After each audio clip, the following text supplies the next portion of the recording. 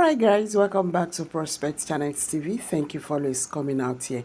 If you're just joining us, please kindly subscribe to this channel and don't forget to give us a thumbs up.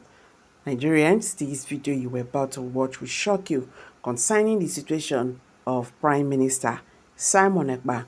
Alright guys, let me drop the video right now. I will be right back.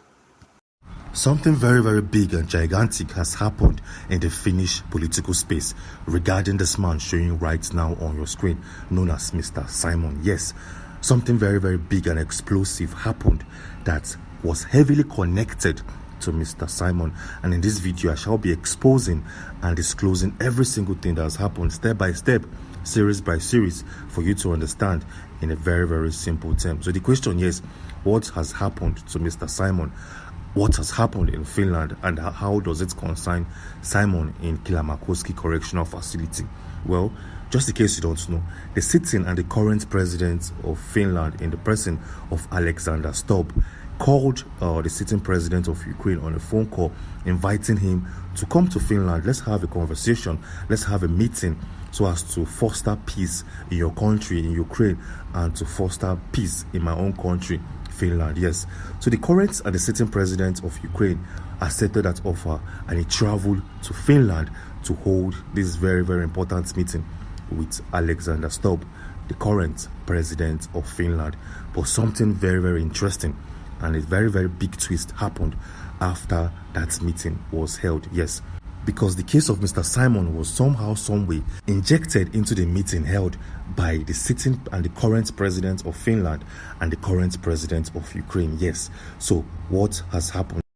Well, showing right now on your screen is a particular point in time when, as you can see, we have Alexander Stubb having a roundtable meeting with officials and the president of Ukraine, and also officials and politicians domiciled in Finland. This meeting was actually very, very peaceful. They had a series of conversations.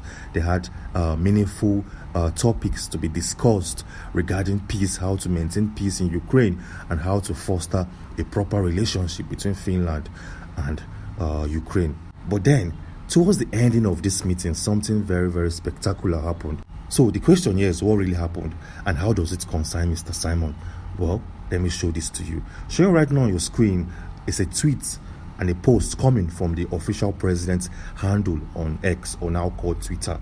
As you can see, it's coming from Alexander Stubb. And when you look closely to his name, you see that light blue check mark. Yes, meaning this account is actually official, related with the sitting president of a country.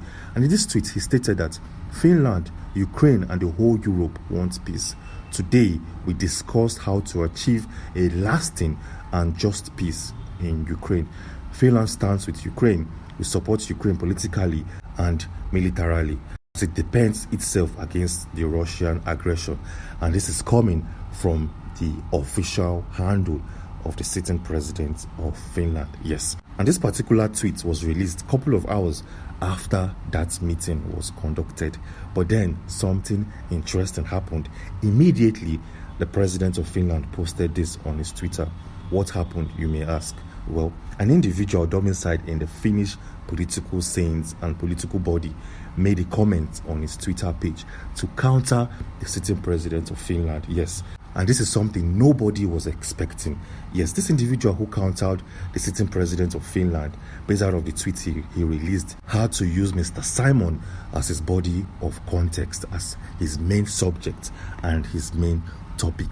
How did that happen? Well, take a look at this particular publication showing right now on your screen, coming from an official individual or a politician domiciled in the Finnish political space. It reads, Europe wants peace, but Finnish authorities continue to detain Ambassador of Peace in the person of Mr. Simon for fighting for everlasting peace in the USB and across Africa. Yes, this is actually very, very interesting. This came as a shocker because nobody was expecting this politician to make this remark. Yes, because like I said previously, the sitting president of Finland had a meeting with Ukraine, the president of that country, on how to foster peace. But this politician called out the president of Finland, Alexander Stubb, stating categorically that you can't be calling for peace in your country or calling for peace in a neighboring country when an individual who was ranked or who was given an ambassador of peace is being held in your correctional facility? It doesn't make sense. Make this make sense. Wow, this came as a shocker because nobody was expecting this. No individual domiciled in the Finnish political scene or in the USB government was expecting this particular punch straight to the Finnish president. Interestingly, Alexander Stubb did not reply to this particular tweet because he had nothing to say. This came as a shocker. He had nothing to say. He can't come out to defend that he is trying to foster peace in Ukraine while an individual who was given an ambassador of peace in your own country is being held in Kilamakoski Correctional Facility. Well, just in case you don't know, Mr. Simon in the year of 2023 or thereabouts was confined as the ambassador of peace in Finland. Yes, so a particular group called Mr. Simon that, see, we've seen what you've done in Nigeria, we've seen what you've done for yourself and your business, and we think that you fit the role for the ambassador of peace in Finland. And now that particular title given to Mr. Simon has come out to witch hunt the sitting president of Finland. But then something interesting and something very, very fantastic happened that same day. The moment a politician domiciled in Finland called out the president of Finland regarding Mr. Simon, the USB jumped in quickly to make their point very, very clear. Yes, just in case you don't know, the government heading the USB had to send an official letter, yes, an official document to the sitting president of Finland, to a series of individuals domiciled in the Ukrainian political scenes, and they also sent a letter to individuals heading the EU just because of that particular comment made by a politician domiciled in Finland. Yes, so I'll show you right now on your screen is this particular letter sent to a series of individuals wielding powers in Europe. As you can see, take a look at the highlighted part of your screen where it states the USB government has officially notified the Finnish government, the Ulkoministeriö, Finland, Nigeria, Elina Valtonen, Alex Stubb on its intentions as a sovereign nation and a formal inquiry regarding the continuous restriction of the head of state of USB, Prime Minister Simon. Having in mind the extract from the Vienna Convention on the Law of Treaties, Vienna, dated 23rd of May 1969. Yes, so as you can see, the USB government wrote this letter and they tagged a series of individuals and bodies in this particular document. Yes, like I said previously, they tagged the government of Finland, they tagged individuals domiciled in Ukraine, and also individuals wielding power in the EU. This is a fantastic one, and this came after a politician domiciled in Finland called out the sitting president of that country. Well, this is actually very, very fantastic, and this is actually straight to the point. And that is not even all. If you think the drama for today is done, no, we just got started. Yes.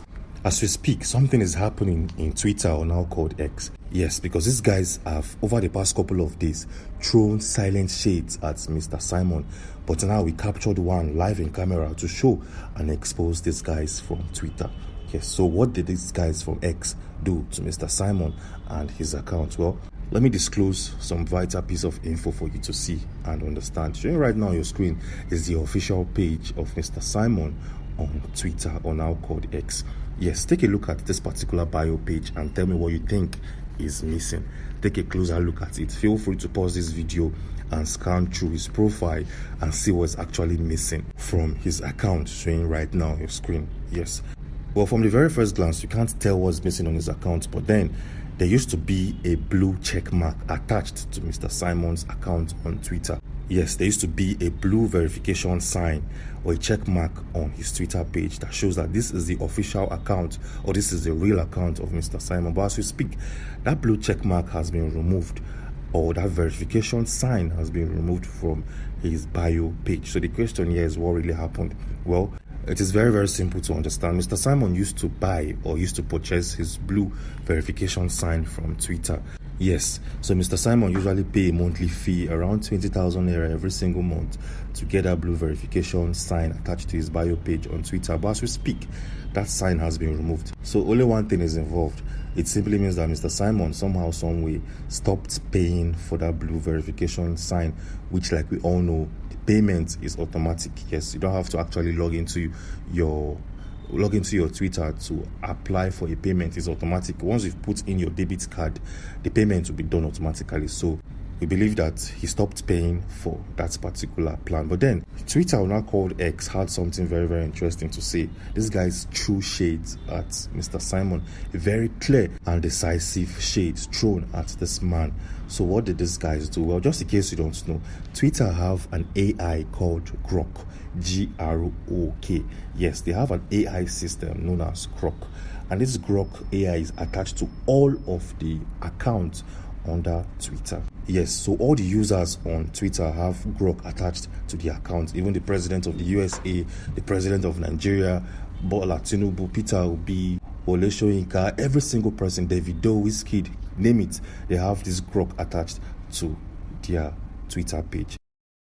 Yes, and when you open this Grok AI, you can actually ask the AI platform to give you info or intel about that particular user or account. So when we notice that Mr. Simon's blue check or verification sign has been removed from his Twitter page, we asked the Grok AI under his account to give us more clarification why this guy's verification sign or blue check mark has been removed. Showing right now on your screen is the response we received from this Grok AI. It states, no hard data on his account's back end, but the check marks is gone off now.